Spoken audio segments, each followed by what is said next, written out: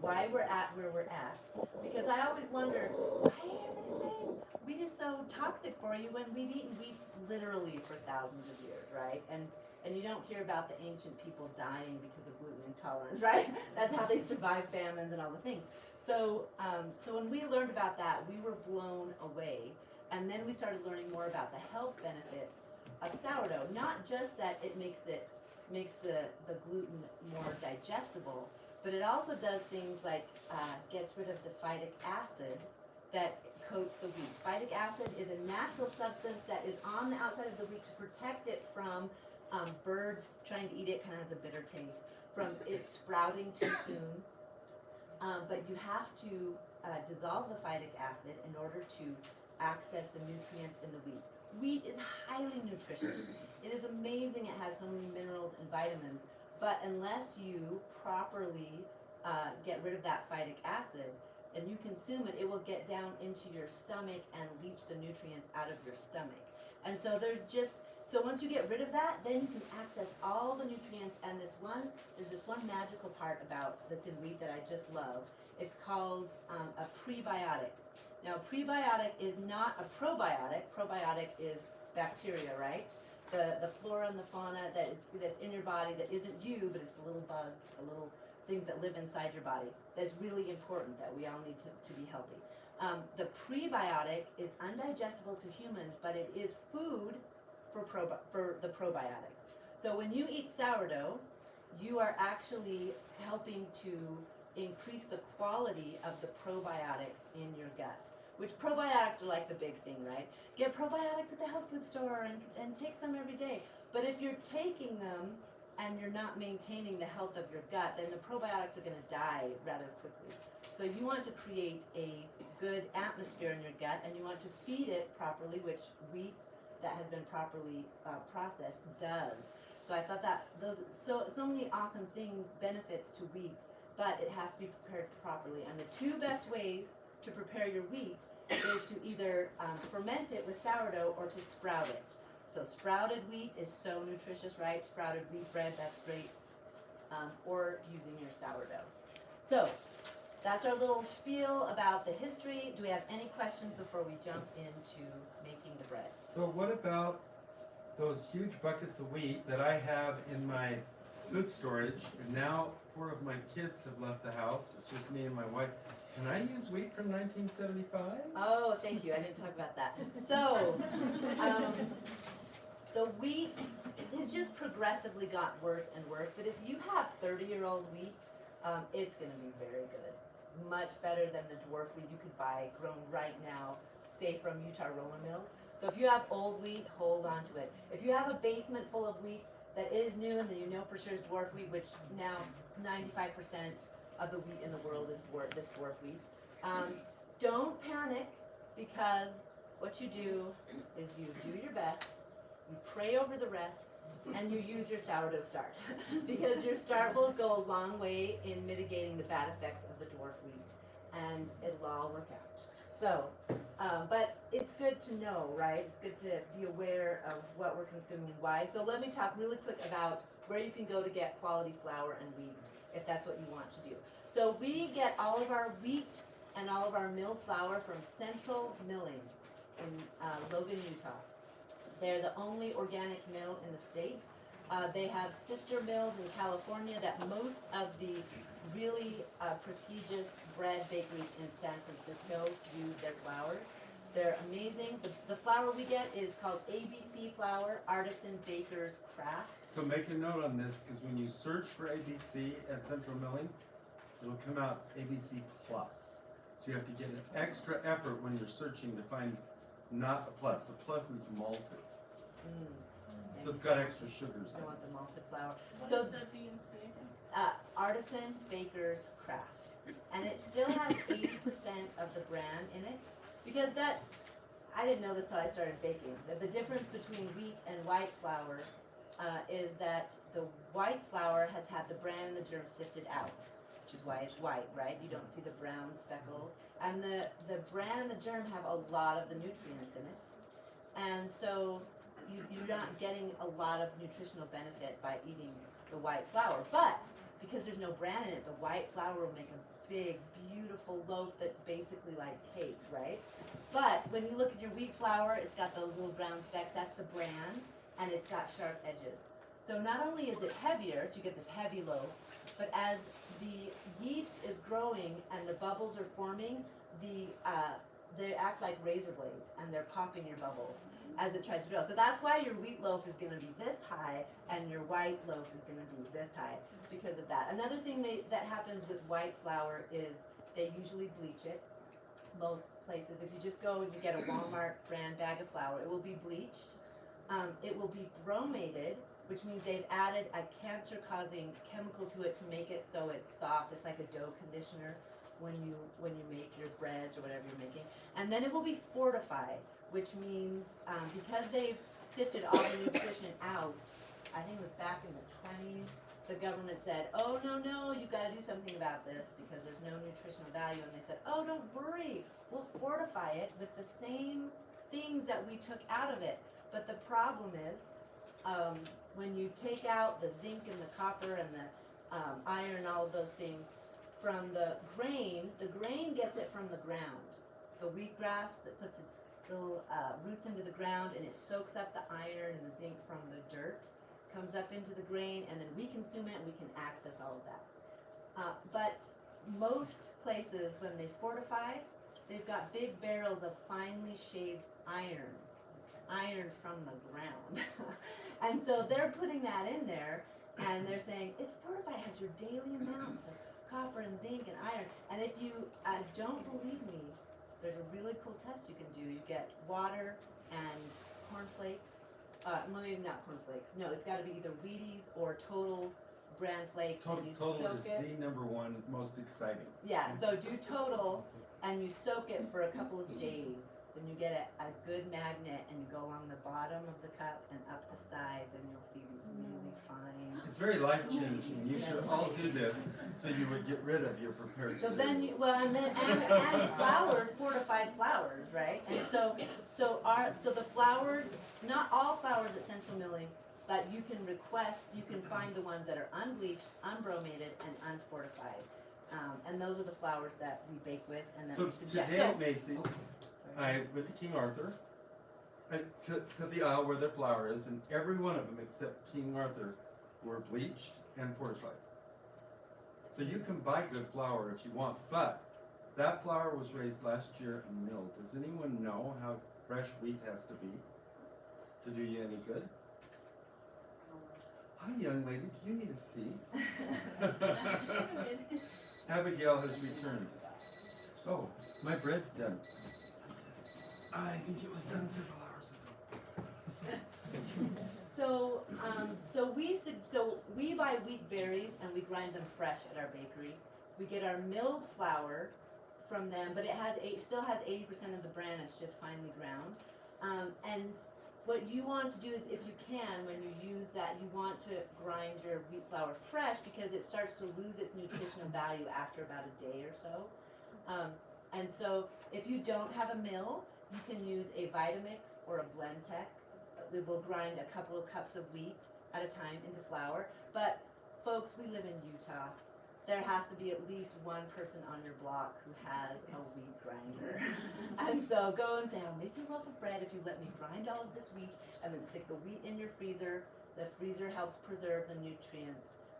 And that's a way that you can have fresh ground wheat if you don't have your own wheat grinder. But we suggest that you do that. The recipe we're going to show you how to make today has 30% fresh ground wheat and 70% milled flour.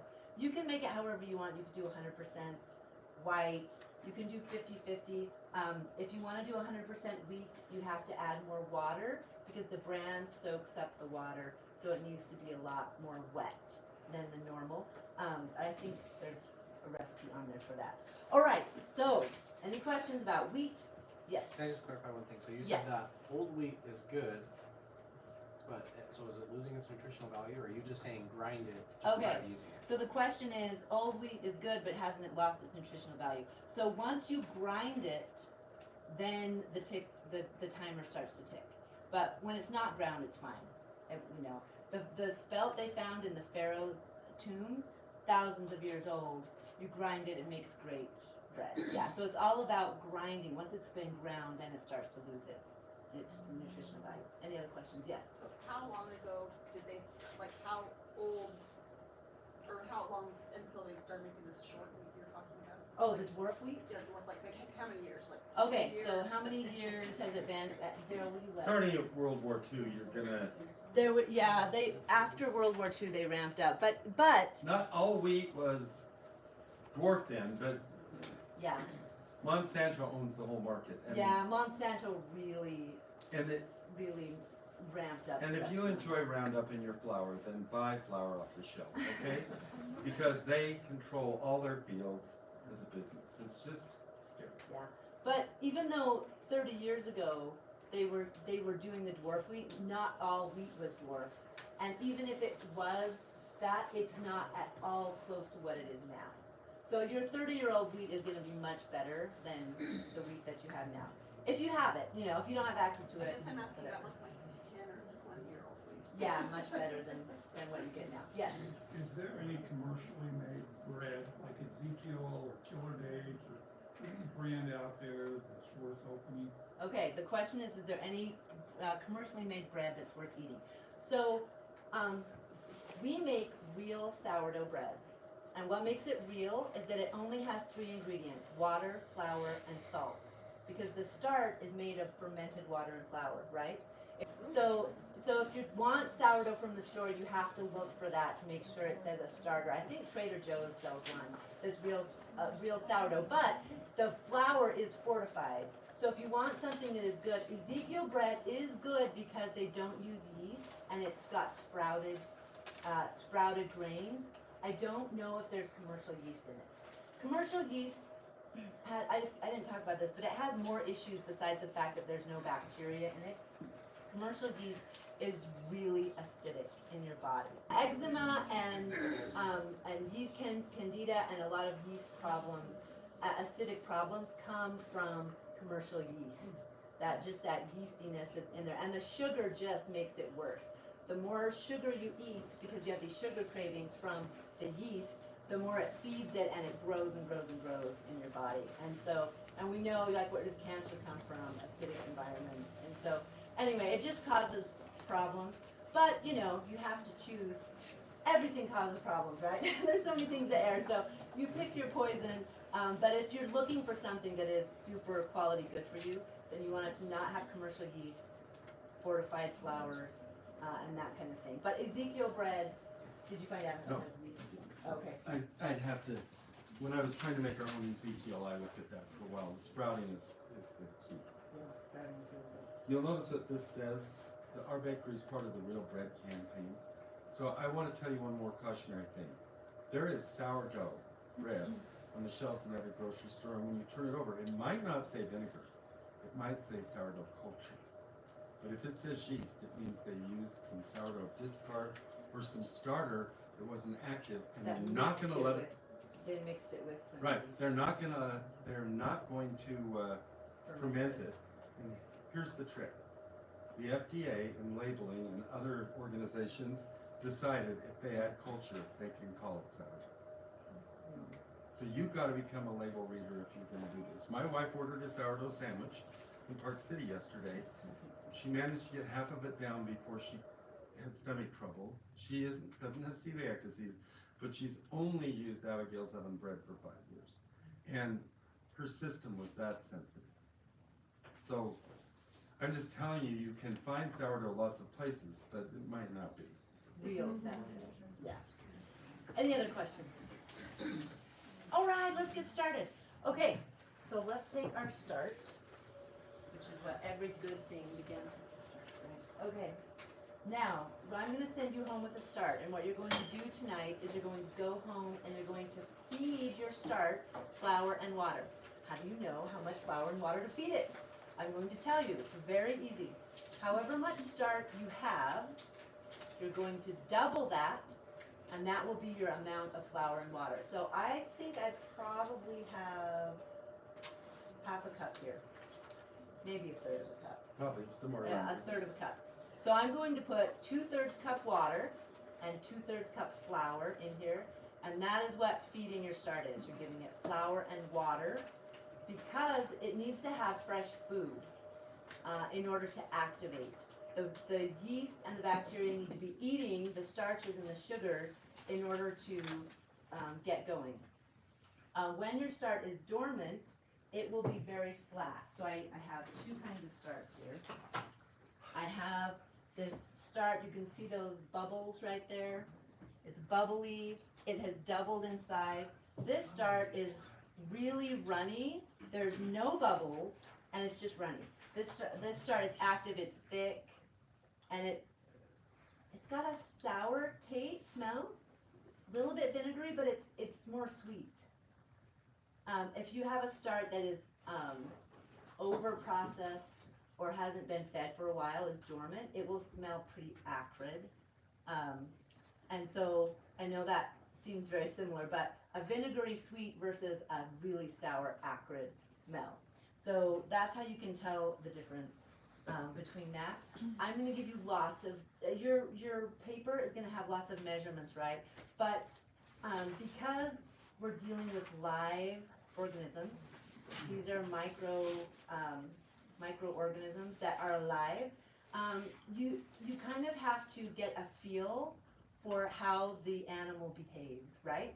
And so you can do the exact measurements one day and it's working fine, and do the exact measurements a few months later as soon as it's turned to fall, or you've gone from summer to fall, and it will be different. Or maybe fall to winter because there's less moisture in the air, because there's just so many different factors that it will behave differently. So I wanted to focus on what it looks like, what it smells like, how it's behaving, so that you know, even though you use exactly the right amounts, you look at it like, oh, wait a second, this is runny. It's not supposed to be runny. I know the texture it's supposed to be, right? Does that make sense? So I'm going to talk a lot about that, about how it behaves. So let us refresh our start. Can we at least answer one question from Yes. online? Yes. Where are they gonna get their start? Okay, yes, thank you. So you can get a sourdough start next in many places. Amazon, health food stores. We sell a start. If you go onto our website, we can ship you our start, which is from a San Francisco bakery.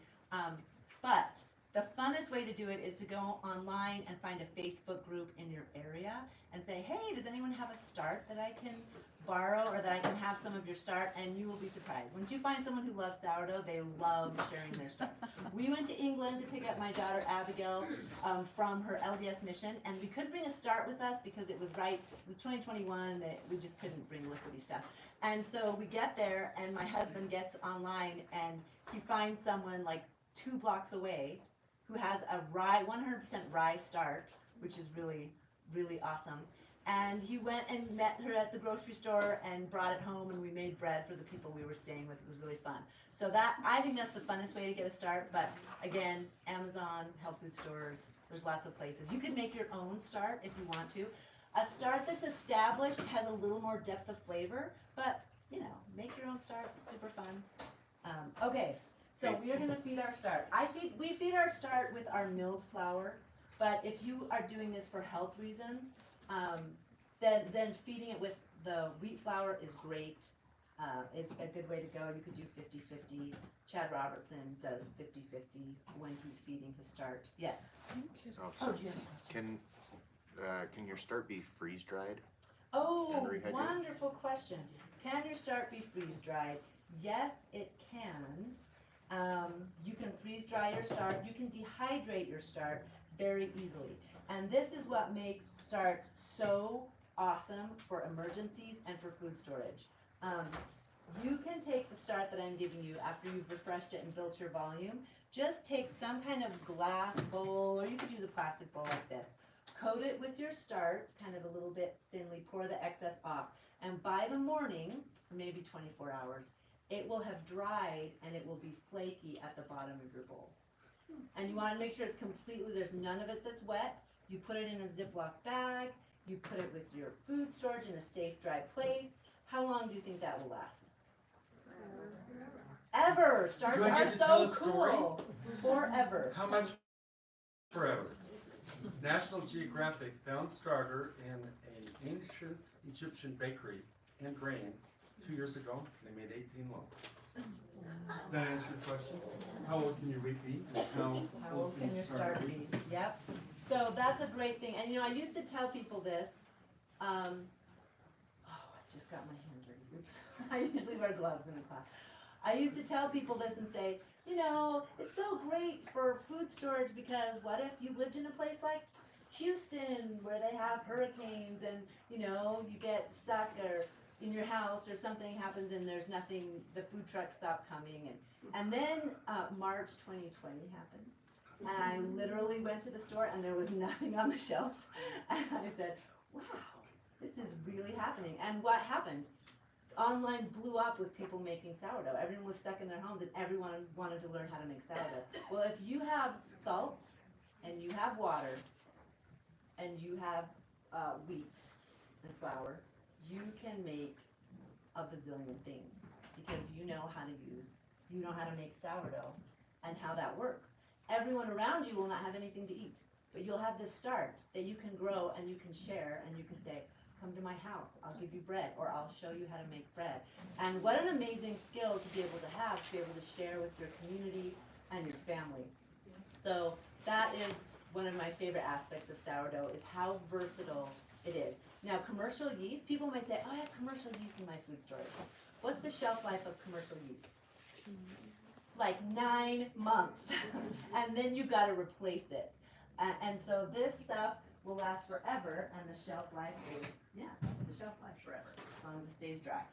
Okay, so I've just mixed my start, and I really like using my hands because everyone has natural biome, which is bacteria, on your hands, right?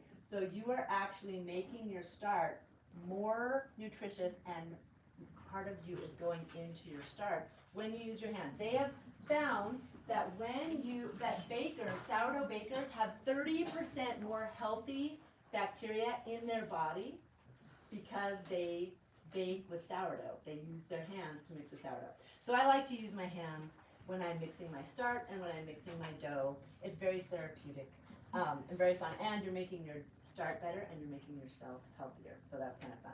Okay, the kind of consistency we're looking for when we mix our start is a thick pancake batter. You don't want it to be, mine's not quite thick enough. You don't want it to be like cake batter, way too thin. You want it to have a thickness to it because it's going to take about 3 to 4 hours for your start to activate, for the bacteria and the yeast to make enough bubbles and to process that it doubles in size.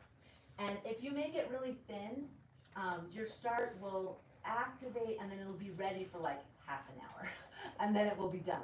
And so I like to have a thicker start because that gives me more time, more versatility, and so I want consistency like this. That's just like thick pancake batter. Oh, we've got some here. Let's scoop it in. And so that's the consistency that I like to do. And so that's what you want to go for. Okay, now the temperature of the water you put in makes a difference. Temperature is a big deal for sourdough because the bacteria, when it's cold, is going to move really slow, kind of like humans, right? When it's hot or warmer, it's going to move really fast. So if you put hot water in this, not only if it's over 100 degrees, not only will you start to kill off your bacteria because they start to die over 100 degrees, but they'll move so fast, they'll process all of this and it won't be very good and it'll be done really fast.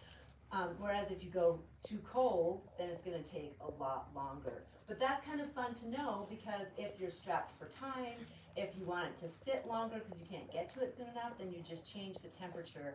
Whether you go hotter or colder, it'll last longer or go quicker. But typically we want room temperature water, which is about 71, 72 degrees, and for your start.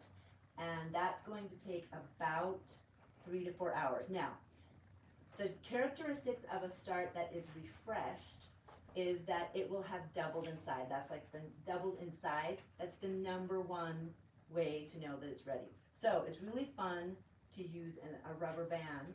You put it over it right where the start is, put your lid on, and then when you come back to it, you can clearly see, it should be like up to here, that it's doubled in size.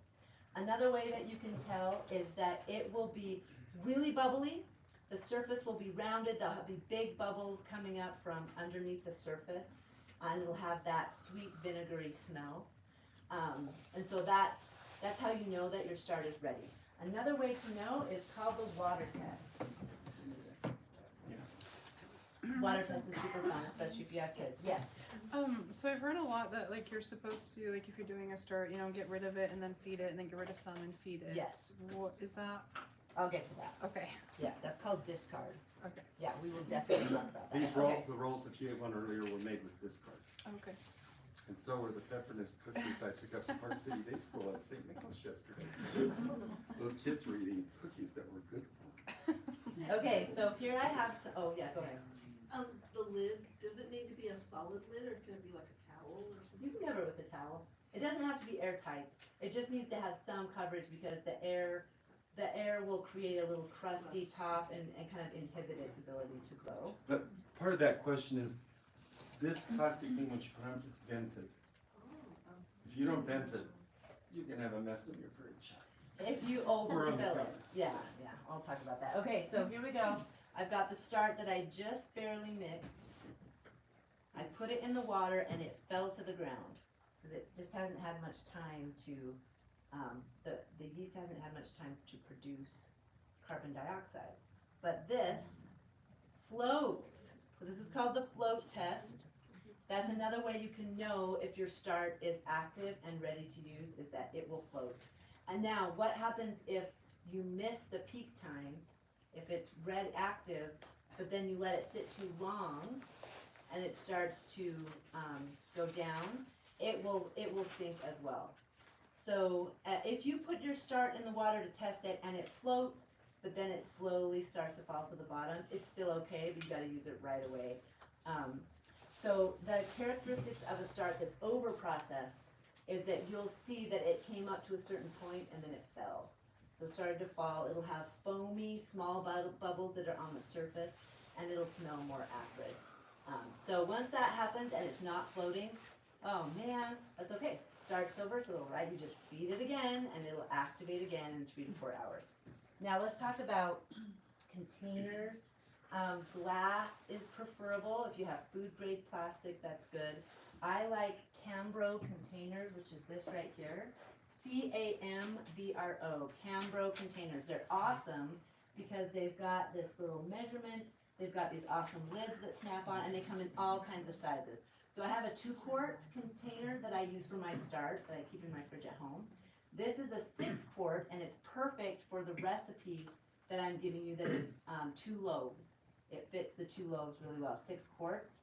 And you can get these on Amazon or at restaurant supply stores. Cambro, they're square, they're round. I like the round ones better, but you can get them. I mean, this container right here is a Cambro brand container with a big lid. So they just have all kinds of sizes. Yes. I've seen them at Sam's. Oh, I've heard people say that. Sam's Club has them. That's awesome. Thank you. Okay, so that's the kind of container you never want metal. You don't want to mix it with a metal spoon or have it in a metal container because there's something about the metal that interferes with the bacteria. Now, once you make the dough, you can have the dough be in metal. You can have a metal bowl because the start is just a tiny percentage, right, of the dough. So dough is fine in metal, start is not good in metal. So, so when you refresh it, you need to make sure that it is below, way below the line, so that when it doubles in size, it's not going to overflow. And that's what Daryl was talking about, the reason he vents his lid here. I've never heard of a jar of start exploding, like breaking, but I have had students tell me that they overfilled it, and when they opened it, it exploded, like the start went on the ceiling and everywhere. So it's a really powerful force, a start is, and it's really sticky. So try not to do that. In fact, starts are so awesome and sticky. I saw a documentary where they used to use starch to put up wallpaper as the glue. And they were pulling the wallpaper back and the guy chipped it away and he ate. He's like, oh yeah, tastes like starch. So it's really multi-purpose and really strong stuff.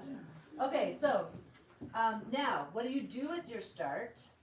to store it, right? It's gonna take 3 to 4 hours for it to activate. You're gonna use a part of it for your bread, but when you're done with that, what do you do with it? There's 2 ways to store it. You can put it in the fridge. Refrigerator starts are awesome if you're not going to bake a lot. You're not gonna use your start a lot, they're really good. If you don't like the fuss of feeding it every day, it's great to put it in the fridge. You just have to remember that for a start, going in the fridge is like going into hibernation. And so when it's not active anymore, as soon as there's no more food to eat, the bacteria and the yeast go, oh, there's no food. They're kind of like teenage boys. There's no food, I'm gonna sleep, right? And so there's no food left, they're gonna fall asleep, and if you put them in the fridge, they're gonna be really asleep. That cold is just gonna make them hibernate. So if your start's been in the fridge for, let's say, a month, and you pull it out, and you add your flour and water, is it going to be active in 3 to 4 hours? No. So what you've got to do is you've got to pull it out, you've got to feed it, and after 12 hours you'll see it'll just have bubbled a little bit. Then you feed it again, and after 8 hours you feed it again, and usually the 12 and the 8, after the 8 you get, after 4 hours, it will double in size. So if you see it's not doubling, you know, it's probably because it's been too cold, it's been too long since it's been refreshed. So you just have to know that forever. If it's been in the fridge a long time, it's going to take about a day to wake it up. But there's tricks, there's hacks you can do to get around that. You can feed your start and put it in the fridge. Remember, the cold slows it down, so it's going to take like 2 days before it activates. Instead of the 4 hours, it'll take about 2 days. But once it's active, it'll stay active for like 3 days. So you can do that and keep it in your fridge, pull it out, use your start, put it back in the fridge. So that's kind of a fun hack if you want to do that. If you leave it in your fridge, and you get this, how many of you have had a start in the fridge and you think that it's molded because it's got this black liquid on it? Has anyone seen that? That is not mold, that's actually the acidic acid reacting to the cold and turning black or brown. It'll just be this darkish color. So it's okay. So many people, I wish I had $1 for everyone that told me, oh, I ruined my start and I had to throw it away, and now I need to get a new start. Let me tell you, it is very difficult to ruin a start. In fact, I don't even know how I would unless you let it get really moldy and there was nothing of it left. Very difficult to ruin a start. So you see that liquid? That liquid is called, if you see it, is called hooch, because you smell it and it will smell hoochie. Hoochie coochie. It'll be like, you know, I haven't drunken alcohol, but I imagine that's what it'll smell like. Anyway, you can mix it in or you can pour it off. If you like the extra sour, mix it in because it'll be that really strong vinegary. But it doesn't really matter for the bread because you're just going to feed it more flour and water and it will produce more lactic acid, so you'll be okay, or acidic acid. You'll be okay. So that's a refrigerator start. Now, what does mold look like in the fridge? If it's not that black liquid, what does it look like? I've only seen refrigerator mold once, and it was on the inside of the container, up on the side, and it was black, fuzzy. It looked like one of those black caterpillars. And I've only seen it once, and it was a student that brought it to class and said, what's wrong with my start?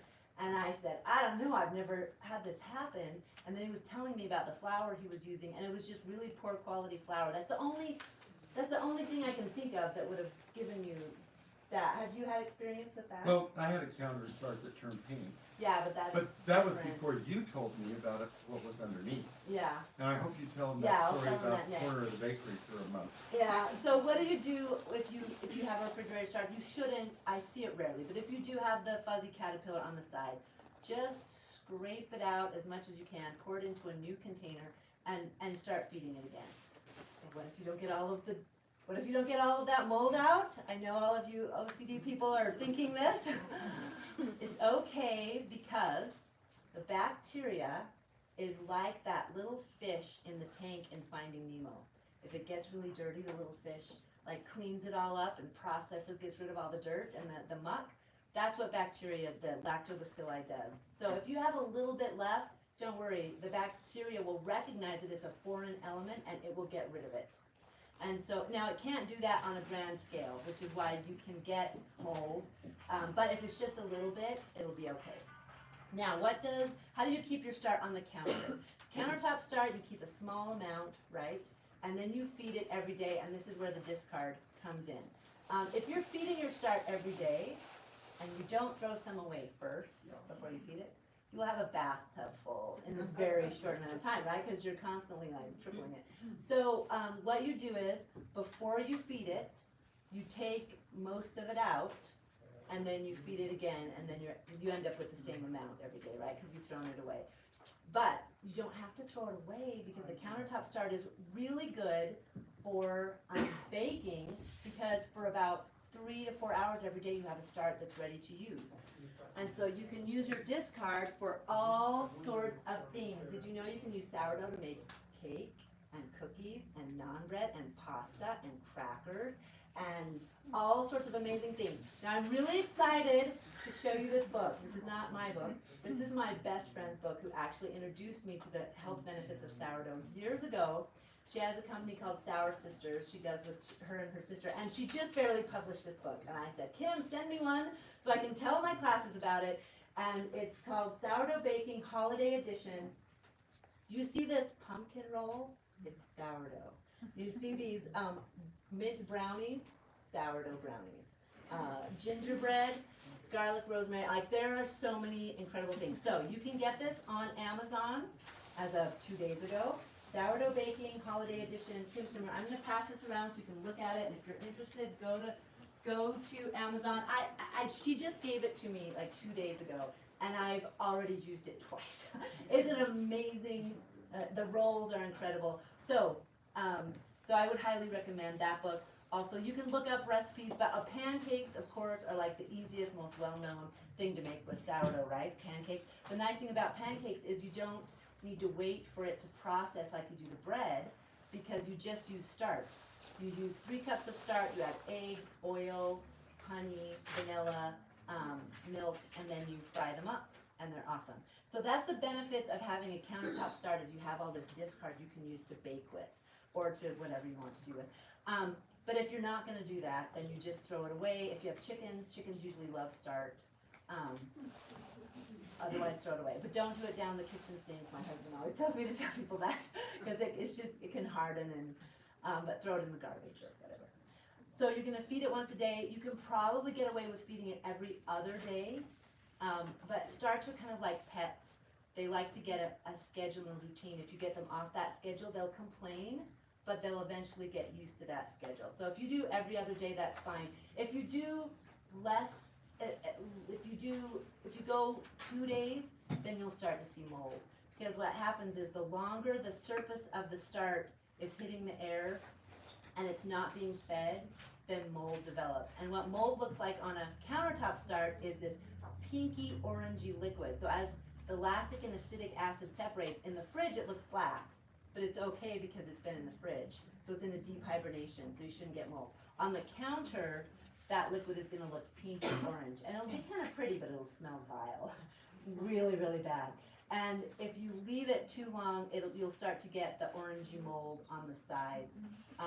Sometimes I'm really bad about feeding my countertop start, because we're at the bakery, we get bread from the bakery, so I'll let it go, and when I clean the container out, my kids are upstairs and they yell down, Mom, did you open a container of starch? Because it really does smell. It'll smell like someone died. But they really did. It's okay. Just get rid of it and spray some oil or something. But that's what will happen. So it's good to feed it every day or every other day. Don't do it any less than that. There was a question here, and then I'll take it. How do you get, so like, we lived in West San Francisco, and that really deep sourdough taste, like, I haven't found that in Utah anywhere. Even like my neighbor makes sourdough for us all the time, and I don't, it's not that It's not as sour as yummy you want. sour taste. Okay. How do you get that in the sourdough? Okay, so because our start is from San Francisco, the start I'm giving you has a really great sour flavor to it. Really good. If you want extra sour, then I would use the refrigerator start, because the refrigerator start, the cold makes it more sour. Okay. So I would refresh it and stick it in there so that it's active, and then pull it out of the fridge and use that. You can also do something that's called a cold ferment, which means you make the dough, you let it sit, but at the very end, when you're proofing it, you stick it in the fridge for 2 days. 48 hours in the fridge, pull it out, bake it, and it'll have that deep sour flavor. Okay. It's called cold ferment. We don't do it because we don't have the facilities to put all our dough in the refrigerator. But if you Googled cold ferment, you'll find lots of resources, I'm sure, Okay. on how to do that. Do you have any other tips about Just gonna say, sour? so the one I brought today is the cold ferment, it was 3 days in the fridge. This dough, right? I refuse to be controlled by sourdough, so I get in the mood one day to make it and think, yeah. And it's back in the fridge for a week. That's where you get a deep flavor, and that's what they do in San Francisco. Okay. They have these huge walk-in coolers that have yesterdays and the day before, and the day before that. Can you hold up the Pentagon show? I In don't these think little you can go baskets. more than 72, right? 72 is 72 all we hours. recommend, yeah. But But this is- never pour off hooch, no matter how disgusting it looks, if you because want that that imparts sour. the flavor you're missing. Okay. Always put the hooch into your bread dough with an active starter, and you'll be really happy with the results. Okay, and you had a question. So is your starter ruined if once you're pink on the countertop? Oh, okay, yes, thank you, I'm getting to that. Oh, I wasn't, I probably forgotten. Okay, is your starter ruined if it gets the pink? Okay, so the first year that we baked, I had a start in a small container, I don't know why, and it was summertime, and it had been about a month. And I opened it, and I went, oh, that's so disgusting, but I was super curious. Had this really thick, rubbery, pink stuff on the top. So I took a knife, and I dug it out, and it was about this thick, but underneath was the creamy start, not pink at all. So I took the top thick layer off and I fed it. It took a while to bring it back, but it was totally fine. And so even leaving it out of the fridge for a long time, it's still okay. It's that part that's touching the air that starts to mold. But if you have a start that's deep enough, you can get rid of that pinky mold and still use the part underneath, knowing that the bacteria is going to get rid of any foreign agents that it sees. In fact, we know this isn't just us saying it. This is pretty common knowledge among the food people, because when we used to do the Colonial Festival that's at the Sierra Park in Orem, and we ran the bakehouse and we dressed like colonial Americans. It was really fun. But the health department came to check on us, and we had a big vat of dough uncovered, and he went ballistic. You can't have that uncovered. You don't know what's in the air and the dirt and all this stuff. And then all I had to do was say, it's okay, it's sourdough. And he went, oh, okay. Because they know that sourdough bacteria is going to get rid of any foreign agent that comes in contact with it, and it's going to be okay. So that's why you can scrape that mold off, and you know that even if you don't get all of it, it's going to work just fine. Good question. Any other questions about start and storing and all of that? The start is the biggest part of making sourdough. Getting used to how the start works and what it should be like. That's the biggest thing. Okay, so now we're going to start making bread. It's going to go really fast. Okay, do we have any? If you have questions online, you can type them in the chat. Yeah, and I've Carol been will answering answer. this too, so Okay. So, what do you mix your bread in? I like I said, I use these Cambro containers. You can use a bowl like this. You can use a metal bowl. You can use a Bosch mixer. You can double your recipe and make 4 loaves in your Bosch mixer. You can use a KitchenAid. Daryl has a KitchenAid, but you can only, if you have the small one, you can only make 1 loaf, right? If you have the big one, you can make 2, but you can't make any more than that. Unless you get real savvy with wrapping the whole thing with a towel. You just get flour everywhere if you make the double loaf. So if you follow this recipe in a small KitchenAid, you'll have a mess. Okay, there you go. So I'm going to use this plastic container, and we're going to start with 3 cups of water. And let's talk, while I'm doing that, about water. What kind of water should you use? We suggest that you use filtered water or spring water because of all of the junk that they put in tap water. First of all, if you have, that was just 2 cups. Yeah. It was. If you have a water softener, all of the chemicals in that will, well, the fact that you have water without the minerals will make it so that the bacteria doesn't have as much food to eat. And then if you have hard water, you'll get a really dense loaf of bread. But they put chlorine in water, right? So we used to tell people, put it in a pitcher overnight and chlorine will evaporate. But now they put something in water called chloramine, which doesn't evaporate. So that there's just problems with tap water. So we suggest you use filtered or spring. If you don't have that, and all you have is tap water, just use the tap water. It'll be good enough, right? It'll be good enough. But if you can, filtered or spring water. Okay, so I put 3 cups in. Now I need another. So now I'm going to put in 3/4 cup of start. What should this starter do? She's got water in there. How do you know it's any good? Yeah, see, this is a water test in and of itself, right? Because you're gonna put it in the water, And is it? it's floating. There we go. Your children like to play with it, so be careful. Yes. Yes, if you're teaching your kids chemistry, sourdough is the way to go. It's all about chemistry, right? The different reactions. Okay, so now we've got that in there. Now we're going to do 5.5, right, Gerald? Do you have the- Let them read it to you off your recipe. Read me That's the what I always recipe. do. So you've got the grams on there, and you've got the volume, because most bakers, and if you're serious about baking, they use weight because it's more accurate, it's faster. So if you want to get a kitchen scale, they're about $11. Amazon, Walmart. That's a great tool if you're gonna do this a lot. 3. Walmart just has them on the shelf, you guys. I got mine for $9. Then I bought an expensive one. It broke. I'm using the $9 Walmart again. But, you know, How much start did you say was in this little container? Enough. yeah. A 1/4 cup to a 1/3 cup to a 1/2 cup. Don't think this is science. This is an art form. Don't kill yourself with those numbers there. Just get some starter in it. If it doesn't rise overnight, give it another day. Okay, so, what were we talking about? How much fun? 5.5 cups But of you just, flour. right now, you've just done the bread flour, so you still need, We were talking about You something. put 6. Wait. Wait, thank you. So, so you've got both on there, and so this will make 2 loaves of bread. So, okay, now we're going to use 2.5 cups. 2.5 cups of our milled flour. We get the wheat berries from Central Mills.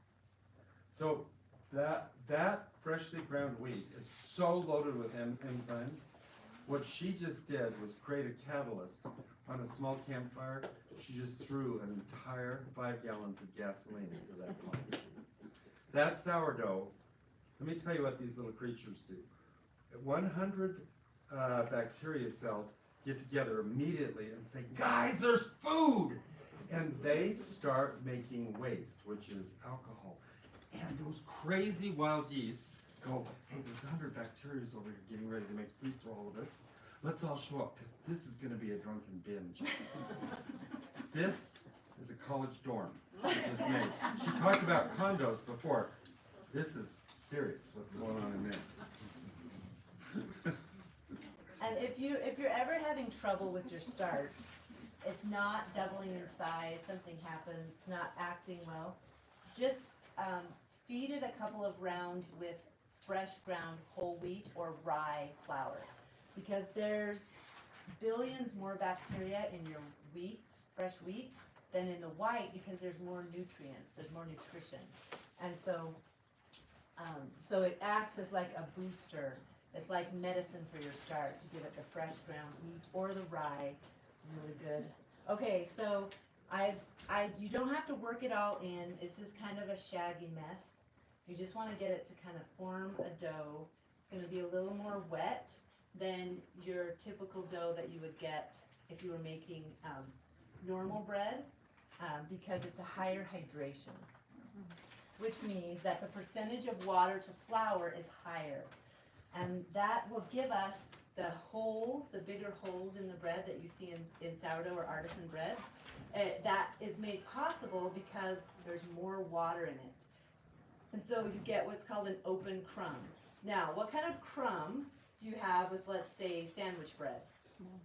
Yeah, it's a small crumb, right? Because the holes are just teeny, teeny, and they're all uniform.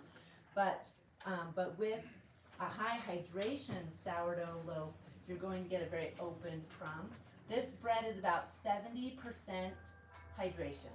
which means we have to 100% flour, we have 70% water. With your wheat, if you're gonna do whole wheat, you need 80 to 82% hydration. So that's why I said if you wanna make this recipe into a whole wheat bread, you've gotta either add more water or add less, take some flour away. Don't so do you that get for a your better first, dough. don't do that. Yeah, for but your don't first do loaf. wheat, yeah.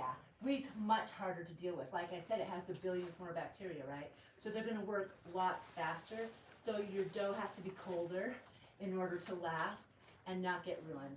So, okay, so I've got this shaggy dough here, and I am going to let it sit for half an hour and autolyze. Daryl, is it autolyze or autolyze? No one's gonna fight with you on that. Yeah, You're not I never French, know what so. to say. So this is the Autolyze is the correct. autolyze, and what's happening is we're letting the gluten strands soak up the water and straighten out. So gluten is like a curly cue. So if you imagine if you have curly hair and you get it wet, it straightens out, right? And we want it to straighten. I like that head shaking.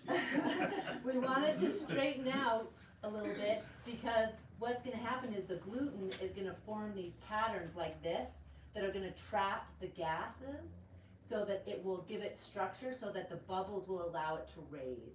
And that's the miracle of gluten, right? That's what the amazing stuff that it does is that it just allows that to happen. But because we have the bacteria which produces the lactic and acidic acid, it's also going to allow the fermentation process and that amazing flavor to come out in the bread. And so that's what's happening for the first 30 minutes. The flour is soaking up the water, the gluten strands are straightening out so that they can form those matrices that allow it to raise. And after 30 minutes, after 30 minutes, we're going to add our salt, because all we've done so far is the flour and water, right? Now we need to add the salt, and salt is super important for two reasons. The first reason is flavor, because it would taste really gross without the salt, right? And the second is it helps it produce better. Isn't that pretty? So this is 100% whole wheat, or is this an ancient grain? This is 50-50. So I used all-purpose flour and King Arthur white whole wheat. Okay, okay. I was trapped up in Park City, and I used a 60-day-old starter that was in the fridge. Oh, wow, very impressive. But you can see these bigger, more open crumb. Now, if he had used 100% or 70% white, it would be even more open. But remember that bran, makes it more dense because it's popping the bubbles. But even still, he got a good open crumb with that. So I know you didn't all come in with washed clean hands, but this is the fun part. This is where you get to break bread, and unfortunately, the only people who get clean bread are right here. The poor people at the end are gonna have 50 other hands that touch this thing. So break off a little piece and see what it tastes like. So the second thing that the salt does is that it helps the bacteria slow down and process evenly. Bacteria is kind of wild, it's a wild thing. And if you leave it, you'll have more bacteria in this corner that's processing the dough quicker and less over here. And so we let it sit for 30 minutes so that the bacteria can get into place before we slow it down with the salt. The salt preserves it and kind of tames it. It says, hey, you wild things, slow down, it's okay. And so that's the importance for salt in sourdough. Yes. Airtight lid? No, it doesn't have to be airtight. It just needs to be covered again so you don't have that You could do a crust. towel. Yeah, towel. Mine popped off 3 times in the car coming home. Don't put an airtight lid on. Yeah. We're So- passing the other half of the bread this way, so it won't be Make it 25 together. hands of contamination. So what kind of salt? And we put like 2 tablespoons of salt in this, so that's a tablespoon of loaf. So how many of you is that concerning to? That's a lot of salt.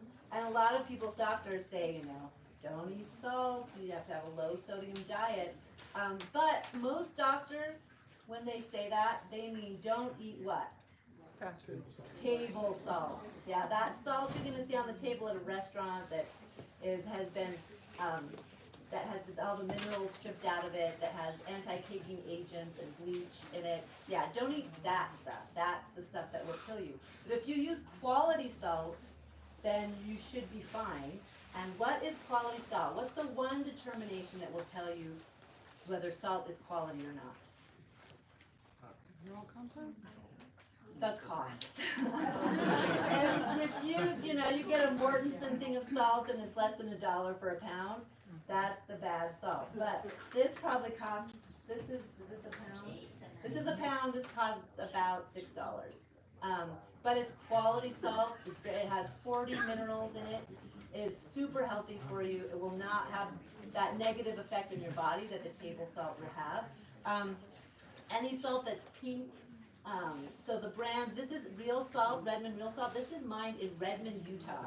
So if you want to support Utah companies, this is a fabulous family-owned company, and their salt is incredible. You can get it in most grocery stores, but they have a store in Orem, Redmond Real Foods. This is excellent salt. Celtic sea salt, what are some other brands of salt? Just if you Himalayan see pink something that salt. says sea salt at the grocery store will be okay. But just look at the ingredients. It should only say salt. Yeah, no iodine, yeah, none of that stuff. Yes. Iodine Does is it not good matter for if us. it's like more like a coarsely ground, or does it need to be fine? Okay, does it matter if it's coarsely ground? Don't use kosher or anything like that. I like to use the finer stuff because I don't like biting into a chunk of salt that didn't quite dissolve. So I would use the finer salt if it were me. But I don't think it has to be, but you would need to make sure it dissolved in order not to crunch the salt when you eat it. Okay, any other questions about salt? Okay, so what we're gonna do is we're gonna mix a 1/4 cup of water with 2 tablespoons of salt. Putting it with the water just helps carry it to the, into the dough better. Now, this is the point where it would be very valuable to have a thermometer, not, of course, this big. This is from Thermoworks. It's what we use for our 144 quart mixing bowls. We stick it down into the dough, it tells us the temperature. But you can just use a meat thermometer, a candy thermometer that you can get for $6 at Walmart. But again, the temperature is so important. It's the difference between good bread and bad bread. How many of you have made sourdough bread before and you take it out of the oven and it's just like meh, you know, it's like didn't raise very much and it's just not that great? It's a temperature problem because you're letting your dough sit too long at too hot a degree and it gets over processed. So what you need to do is you need to take the temperature of the water. I should have done this when I was doing it. Take the temperature of the water you're putting in your dough to begin with. You want it to be around 70 degrees, 71. And then when you make your dough and you're ready to put the salt water in, you want to take the temperature. This dough is 73.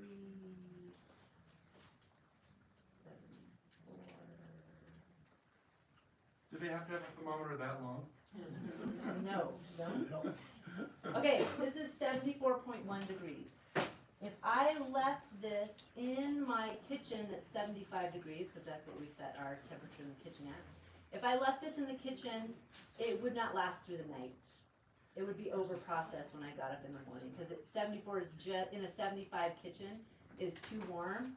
And so what will happen is, and this is, I think, the #1 mistake people make, that when people say to me, I just can't make a good loaf of sourdough bread, it's because their dough is over processed. And so you really want to get the temperature right. That's the key to making an awesome loaf of bread, is the temperature of the water.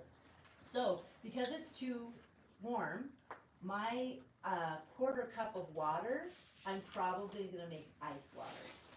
And I'm going to put like 1 tablespoon of water and then some ice cubes. And then I'm going to put the salt in it, and then I'm going to mix it, ice cubes and all, into the dough. And the ice cubes are just going to melt. And as I stretch and fold it, they'll just work back in. But that's going to cool my dough down so that the bacteria won't be too hyper, and it'll be ready for me when I wake up in the morning. Okay, so I don't have ice here, so we're just demonstrating. So What temperature do you want the dough to be at? you want it to be at about 70, Same as- 71 Same degrees. as when you started. Yeah. Okay. So so you probably need to put your water in a little bit cooler than that, because the flour is probably gonna be warmer, could be warmer because it's been in your pantry or something. So. And if you use a mixer, it's gonna heat the And dough it's up. gonna heat it up, yeah. The mixer will definitely It heat it creates up. friction, so you gotta be careful on that. Okay, so now I poured this in, the dough is already wet, now it's gonna be even more wet. But you will be surprised because when you stick your hand in this, it's going to be a lot more gelled and rubbery than before because the longer it sits, the smoother it gets and the more stretchy. So, we're just gonna work this in with your hand. Again, you don't have to use a glove, I'm just using a glove because I'm demonstrating and I can't clean my hands off. You wanna touch it with your hand so you get your biome in it and you get more good biome in your body. So we're just gonna work it in until you don't see any, there's no more water at the bottom. You don't see any more pink salt in puddles, it's just all worked in. Okay, any questions while I'm doing this? What happens if, when you're doing that, your dough is so sticky that it's sticking to your hand, like a lot? Okay, then you don't What's the have, problem? then you have a higher hydration. All you have to than do is should. get your hands wet. Well, there's, Get them really wet and you'll be able to handle it. okay, that's probably true. I mean, It even is if you're sticking using to a higher lot. hydration, I Yeah, mean, that day Alan asked me to do 100%, I had to have very wet yeah. hands. But you don't want to do, I wouldn't suggest doing anything above 70% hydration for the first 10 loaves that you make because it's just harder to work with, that kind of sticky dough. If you get your hand wet and you're trying to mix it and it still is just so unformable, like it doesn't form into a ball like this, then you need more flour. Just add more flour. So Martha, it was a shaggy mass a minute ago, can you hold it up and let us see how it hangs? So you can see it's already. a lot smoother, it's more stretchy, there's still, I can still see some pink liquid on the outside, so I'm still gonna mess with it a little bit more. Any other questions? Yes? Where did the jalapenos and cheese go in? Okay, good question. When do the jalapenos and cheese go in? So, if you're going to add anything to your dough, like I like jalapenos and cheese or basil and Garlic, oh my gosh, what are rosemary. those? Sun-dried Sun-dried tomatoes. tomatoes, thank you. I was having a brain freeze. Then you, or seeds. Then you want to add it when you actually do the water, start, and flour. That's when you want to add those things in. The one exception to that is garlic, and that is because garlic is antibacterial. So it's gonna kill your bacteria. So we started making our garlic rosemary about 3 years ago. probably 3 now. And I kept saying to Daryl, we get these flat loaves. And finally we figured out, oh, garlic is killing our bacteria. So what we did is we have to do this funky method because we make it in bulk. But what you can do is you add the garlic, fresh garlic and fresh rosemary with a little bit of olive oil. You add it when you're shaping your loaf. So you kind of just pat it flat, spread it on there, roll it up so that it's mixed in well, and then you let it raise and put it in the oven, and it won't do any damage in that short amount of time. But if you put it in at the beginning, you'll get a flat loaf because the bacteria will be impeded by that strong garlic. Okay, here I go. I don't see any more pinky liquid. We're good to go. So now we're going to cover that. We're going to let this sit for another 30 minutes, and we're going to start our stretch and fold process. Now, at this point, if I was making normal bread, I would beat the heck out of it, right? I would be kneading it. If I had a Bosch, I would turn on for 4 minutes. Or if I had it on the table, you'd have to knead it for 10 minutes by hand because you've got to activate the gluten. But with sourdough, you do not have to do that. The process of the fermentation process does that. But you do need to stretch and fold because we want to strengthen those protein strands that are making, that's our nice barriers, our grid. We want to really strengthen those, and that is what's going to give you a soft loaf versus a brick. Have you ever made a sourdough brick? I made lots of them before we learned this new method. And so that's something that really is going to help is these stretch and folds. So you do 3 sets of them and you wait 30 minutes in between each set. So we mixed our flour, water, and starch. We let it sit for 30 minutes to do the oddlize so that the coils could straighten out. Then I mixed in the salt water, Now we're waiting another 30 minutes and we're gonna do the stretch and fold. Stretch and fold is very easy. It'll be a lot easier for you because I haven't let mine sit for half an hour, but you just take your bowl and you run your hand down the inside of the bowl, you lift your dough, you stretch it, and you fold it towards the center. And you do that 3 times. Stretch and fold. Stretch, but yours will be much more stretchy. Mine's not stretchy because I haven't let it sit for 30 minutes. Stretch and fold. That's it. And so then you wait for 30 minutes and you do it again, you wait for 30 minutes and you do it a final time. Last night, we went out to dinner and I'd only done 2. And it was an hour and a half when I came back. Was that bad? I did my 3rd stretch and fold at 10:30. How did the dough feel? Was it Well, you squishy? guys just had it. What do you think? So if you forget to do the stretch and folds and you come back and the dough's been sitting for a solid 3 hours, don't do the stretch and folds. Because by then, the bubbles are forming and your dough is on its way to fermenting. And if you stretch and fold it at that point, you'll tear your dough and you'll pop the bubbles to the point that you won't get a good raise out of your dough. So if you miss it, Daryl was an hour and a half, so that was probably okay. Oh, and I had to put it right in the fridge as soon as I did that 3rd stretch and fold because mine was raising. I had big bubbles when I did that last stretch and fold. Yeah, so So you stretch and fold 3 times? 3 times, yeah. And you wait 30 minutes between them. 30 minutes between. Now, if you are a busy mom and this stresses you out, just do 20 minutes and you can get away with just doing 2. I understand how that goes if you need to cut corners. But the ideal is 3 times every 30 minutes. Now, this seems like a lot, so let's stop and talk about sourdough rhythms. Working with sourdough is like a very natural process, and this seems like a lot of work, 20 hours, right? But Daryl timed it for us, and the amount of time that you actually engage with the bread is how many minutes? 10 minutes. It'll probably be 15 the This first first couple time. times. But after you, I mean, So 15 I actually have to minutes. set my watch to remind me, oh, I'm doing bread. I better get back in there and do a stretch Yeah, and so fold. it's kind of, it's like this rhythm of engaging with the bread for a minute and then going and doing something else. And now I'm gonna mix it, and then I'm gonna go do something else, and now I'm gonna stretch and fold. So the way that I like to do it that works really well for me, because I have a lot of kids, is I like to pull my start out and refresh it so that it's ready, like right around dinner time. And then before we eat, I So mix my back up. dough. You said so it's ready right around dinner time. How many hours before dinner time did she feed that? Don't you say. Somebody here's got to be able to answer because they listen. So what time would she do that? Depends on what time she's eating.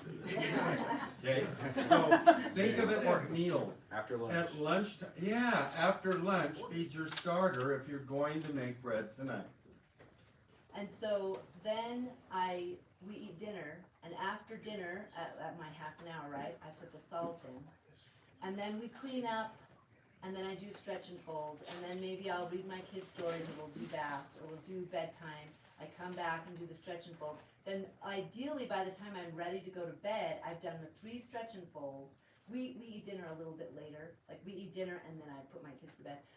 But you want the 3 stretch and folds to be done at the time when you're ready to go to sleep so that the bulk ferment can happen, which is 8 to 12 hours, and then you wake up in the morning and you shape your dough.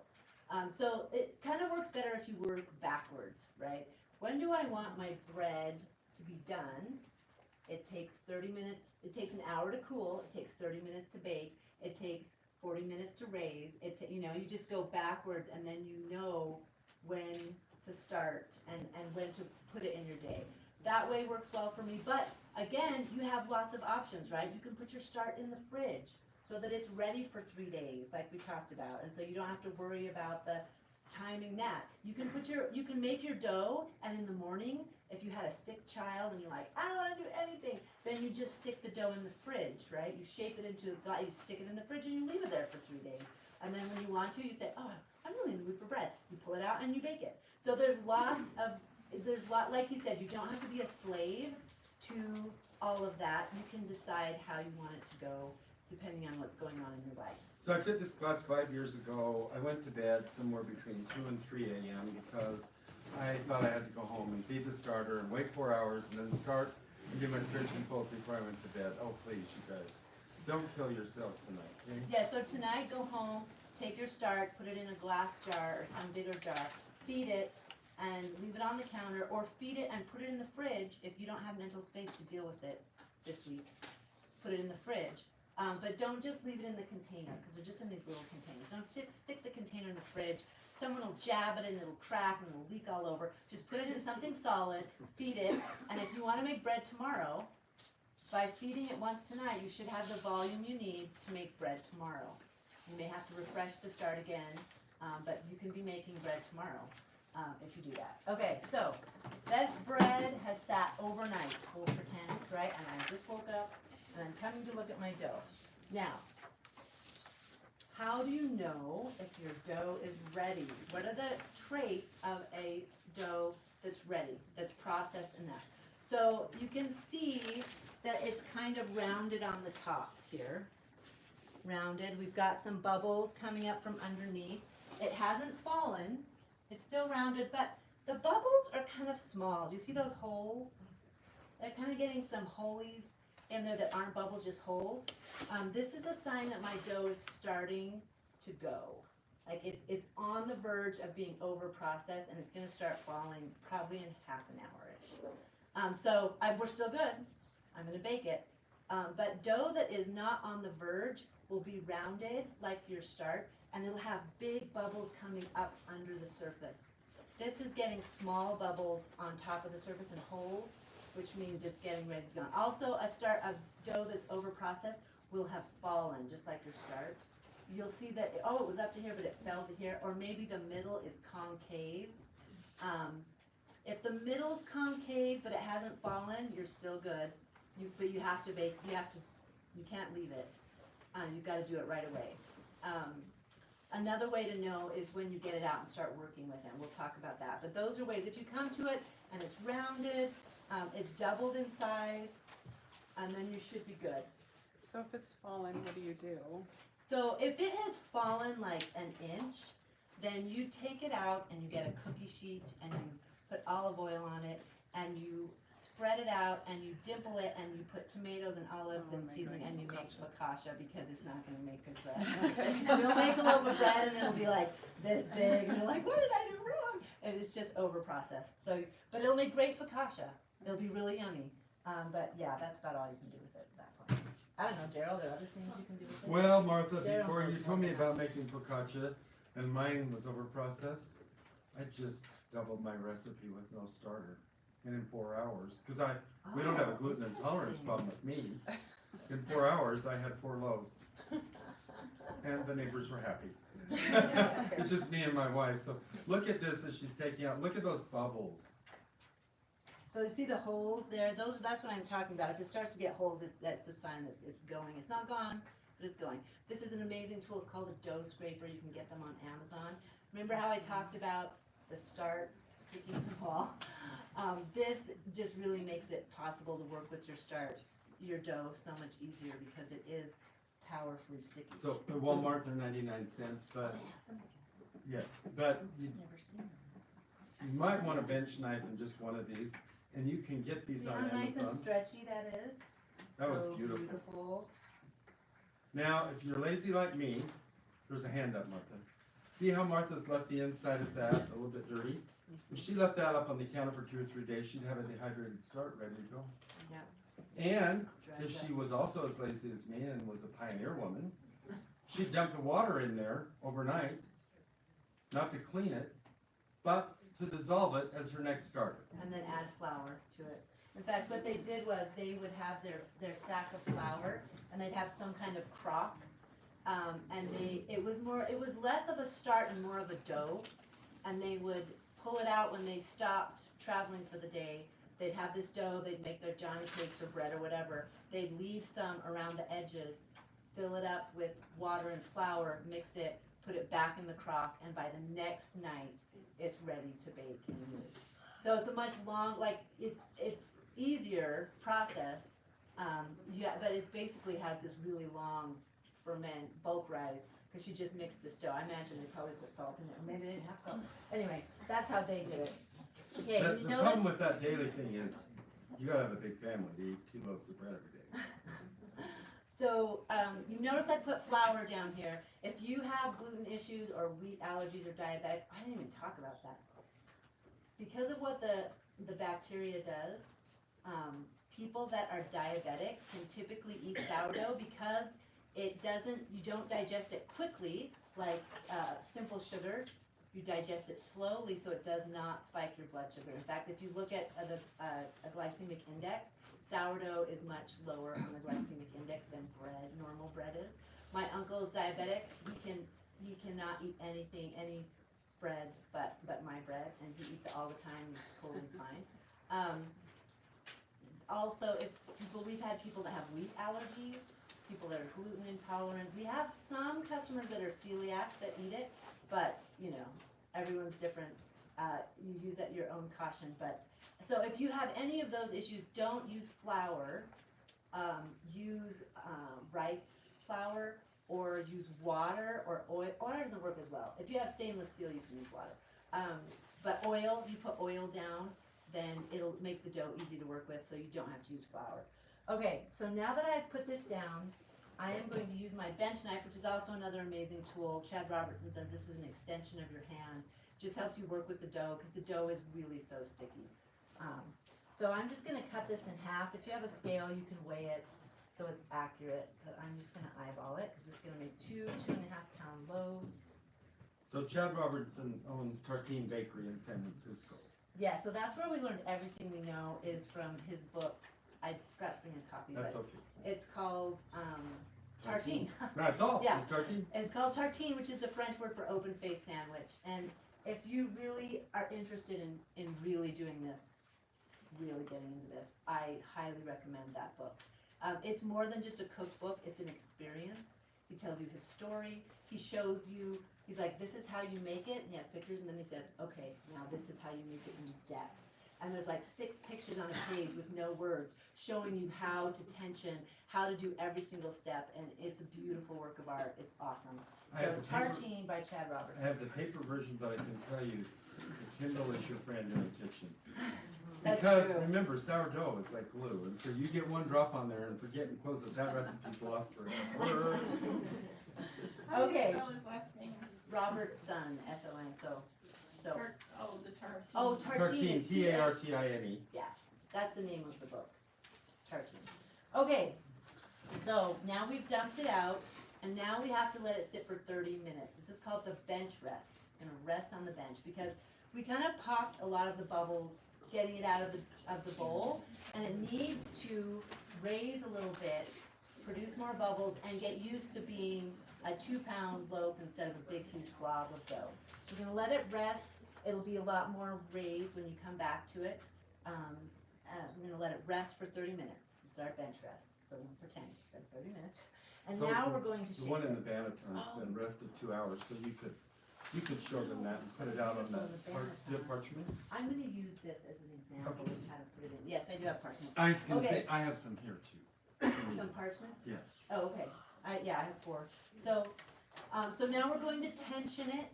We're going to let it, so we use Dutch ovens. This is something that Chad Robertson talks about in his book. Because not all of us can have a steam-infused Dutch oven that costs thousands of dollars like he does, that makes this amazing, crispy, delicious bread. Or we don't all have wood-fired brick ovens, which do the same thing, which are amazing. So he said, just get a Dutch oven, put it inside your kitchen oven, and you'll get the same results. And that's what we do. We have about 300 Dutch ovens that we put in big ovens that rotate like Ferris wheels. But you can just put this in your oven. So you You've all put this got in. some kind of Dutch oven. You pick Sunday roast with something, that pot will probably work. Well, But it doesn't taste like it a has to be. I would say Has to be cast cast iron iron. is the rule. Just Cast to test iron. that, I've done every house I go to, I have them pull out that, we make it in Just the a thing, pot? and it works. Those ones that are ceramic lined, well, of course it's better. I mean, how many Dutch ovens do I have? I'm a hypocrite by saying that. So you can use Dutch ovens. You can use enamelware. You can use a pizza stone and put like a pot on top of it. The idea is this cast iron heats up really hot, so that when you put the dough in it, it gives you a great oven spring. Oven spring is the amount of time that the dough has to spring up before the yeast is killed and isn't gonna grow anymore. So you want it to be really hot, and in your oven's like this big, and so it's hard to get it super hot. That's what the cast iron does, it retains the heat. And then when you put the lid on, it pulls the moisture in, and that's going to caramelize your crust and give you that beautiful golden crust that's nice and crispy and beautiful. So that's what this does. But you can also use a sandwich loaf pan and do that. It will be a little bit different, but not too much. You'll have a little bit of a smaller crumb in a sandwich loaf, but it'll be great. Some kids don't like eating the rounds, they want, normal looking bread. So there's lots of different options. I'm gonna hurry and finish this because we're over time, but Daryl needs to get talking about how to cook over a fire. But so we're going to, now it's been 30 minutes, we're gonna tension this stuff. Can you see? So we're gonna make it into a circle and we tension that. I could put this in the Dutch oven now and it would raise, but it wouldn't look pretty. We want to create tension so that it grows up and out like this and breaks open on the top. So this is the point where you know whether your dough is ready. If you pull your dough, you've got your dough here and you're gonna go like this.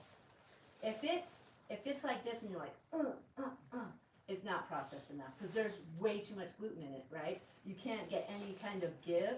Then you need to put it back in the bowl for 2 or 3 more hours and let it raise. If you pick it up and it's just dripping and it's so sticky you can hardly touch it, it's over processed. Extra sticky dough means it's over processed. You can try to bake it, see what happens. Sometimes we still get a good raise out of sticky dough, it just depends, but just know that's how you know if your dough is over or under processed. Now this, look, I've still got some give, there's good tension there, but it's dripping, it has leeway. Tension and leeway is what you want. So this dough is ready, it's good.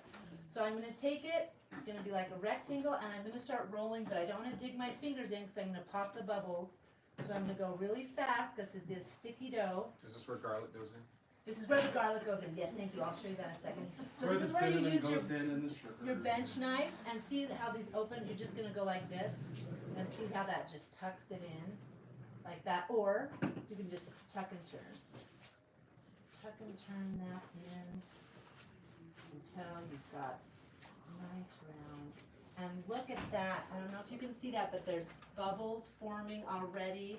So beautiful. Okay, so that is how you tension. Now, with this one, I'm going to show you how you would make a cinnamon loaf of bread. You're going to just kind of shake it, maybe roll it with a rolling pin a little bit. You want it about 5 inches long, wide, 18 inches long. You're going to sprinkle, we don't even use butter, but you can use butter. Butter's nice. You just do cinnamon and sugar, sprinkle, sprinkle, sprinkle. Roll it up like this. Stick it on a parchment and put it right in the oven. You don't even have to let it raise. If you let it raise, all the sugar will liquefy and it'll all leak out. So the cinnamon's awesome because you can just stick it right in the oven like this, and then you get this beautiful looking swirly, it looks like a giant cinnamon roll, and there's cinnamon bread. Oh, why didn't I cut cinnamon bread? It's pre-cut, so you don't even have to contaminate. So that's how, so if you're doing the garlic and rosemary, you don't have to leave it in the swirl, but you would you like pat it out, spread it on, and just kind of work it in, and then tension it. And you do let it raise. It's just that if you're doing cinnamon or if you're making orange roll bread, that kind of stuff, you just bake it right away. Okay, so let me show you one more time how to tension. So we're just going to, sometimes it only takes 1 roll. This is pretty tight, so I'm just going to roll it once. I'm going to use my bench knife, I'm going to push it, that's going to tuck back under. So I didn't get the benefit of a bench rest, so they're not quite as big and poofy as they would be. Or you just tuck and turn, tuck and turn, tuck and turn. Now, see, this didn't really stick to my hands too much. I did use the flour, but that's a sign that your dough is in a good place. It should stick to your fingers a little bit, which is why you move your fingers fast. But if it's just so sticky and you tension it, and then it kind of puddles out, you can see it like falling over processed. So that's the biggest mistake is people let it go too long, you bake it, and it's just falling. So that's part of that thing. All right, Daryl. So okay, so shape then one for a bread pan. now that you shaped one for a blue inside a 10-inch Dutch oven. Yes, good idea. So They we, need to see that. what we do is we put it on oiled parchment, and then we let it raise inside these. We put 2 at a time in these containers, put the lid on and let it raise for about 40 minutes, 30 to 40 minutes. And then it's ready to put in the Dutch oven. So if you're gonna do, Should we let them pass this around so they can Yeah. touch it? So this is called a banneton, brought form, Bread bread basket. basket, proofing basket, you'll hear those things. This, I get 100 shower caps for a couple of dollars on Amazon. That keeps it from drying out. This is the bottom of the loaf. The top is down here.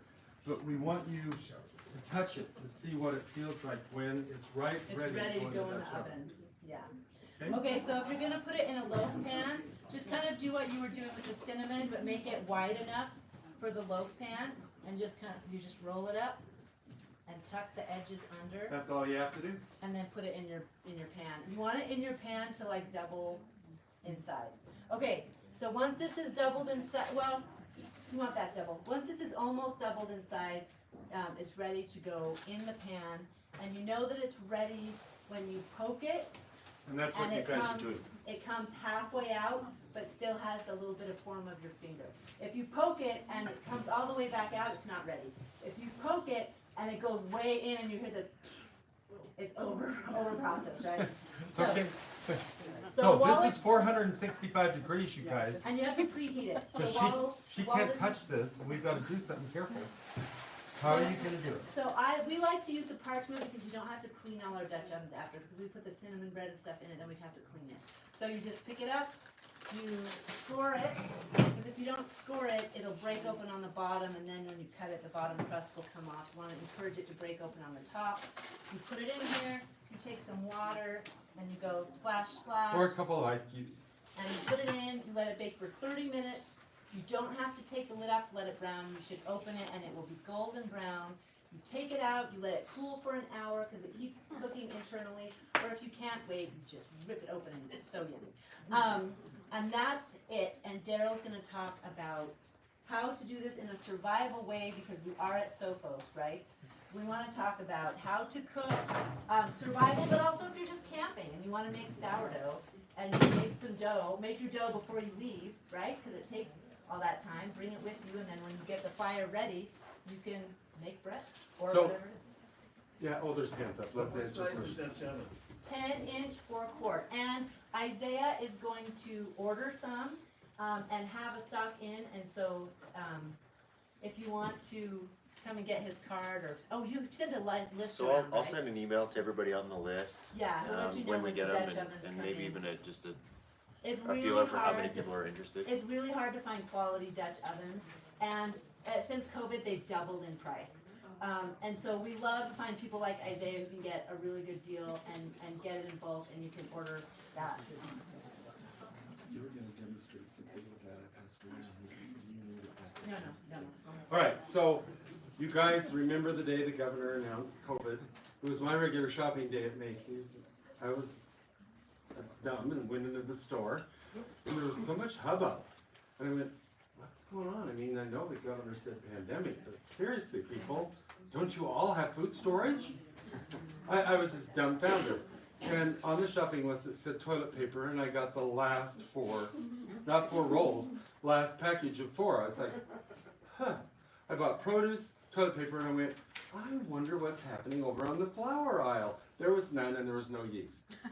And I was driving home all smug, fat and happy, because I had dehydrated starter, living starter, I had whole grain, and I had flour enough to last a year. So I was like, all you poor souls who didn't pay attention to store food.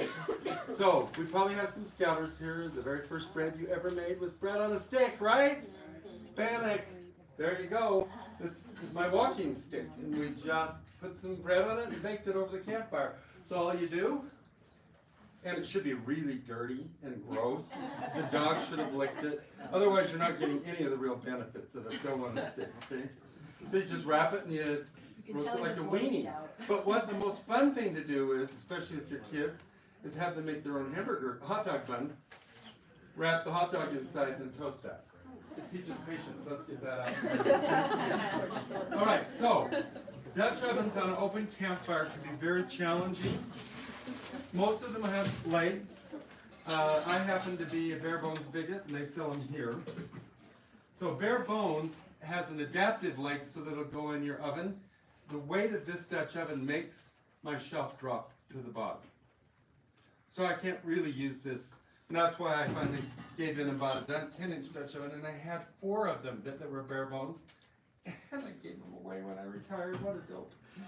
I wasn't making sourdough then. But if you have a gas oven, you can just take your racks out and sit this on the bottom. Yeah, you just go right on the bottom because those legs will keep it from touching. But in a campfire, or if you're using the Sunday roast Dutch oven, like this, preheat it in the fire. Then before you put the bread in, put some canning rings or bottle caps. I have 3 bottle caps here somewhere. Are they? Okay. Just put something underneath and then put in a pie tin. Either inverted, like this. That already creates a baffle, but my pie tin isn't round. I didn't realize I grabbed the wrong one. And that'll hold the bread in place. Problem with these big Dutch ovens, which most of us have for camping, they're 12-inch. All of that dough will fit in this, and it will take an hour to bake. Okay? So one of the tricks I want to recommend to you is if you don't have a Thermapen yet, you can pick one up at most stores, but I happen to think that ThermoWorks, an American fork, which is also Utah made, is the most divine thing in the world. Do you have any of those here, Isaiah? Anything? Oh. But I probably will see. This Thermopen is Bluetooth and can tell me on my watch if my smoker is at the right temperature, or if the Dutch oven I put in with dough is up to the right heat. These are pretty dang magic. I never set a timer anymore. This is magnetic. It's just on the front of the thing, and my wife will yell, "Hey, the timer's going off," and I'll come over and look, oh, 205 degrees, my bread's done. Between 200 and 210. So we want to be somewhere in that range. The bare bones Dutch oven, the reason why it's so unique, it's the only one I've ever found that seals. So, can you pass that around? This little louvered edge, it's probably way too heavy to do this big one around. But you'll notice something as simple as a cooling cake rack is enough to keep the bread from burning on the bottom. So you just got to get a gap there. But remember, the legs do that too. And for those of you who can find an old Boy Scout field book or who know how to use the internet, you can look up how many charcoals to put under a 10-inch Dutch oven on the bottom and how many on top, which is a good place to practice. But this last year, I just did it on the barbecue in the backyard. I wanted to see what results I got. And I asked people when they looked at my test loaves, can you tell that I didn't bake that in my oven? No, that looks like it was in the oven. And it was just so fun to set this in the barbecue and have that thermometer taking the temperature. Questions about emergency bread baking? Talk about how the pioneers would bake. Okay, so pioneers did a number of things. First of all, they were very practical. They didn't want to mess around. There was none of this about wait for the kids to go to bed or take a bath. So most women use something called the old dough method. So they didn't want to keep a wet sourdough starter. So deep in the barrel of flour on the wagon train, they would bury a piece of the loaf. Not starter. This is called the old dough method.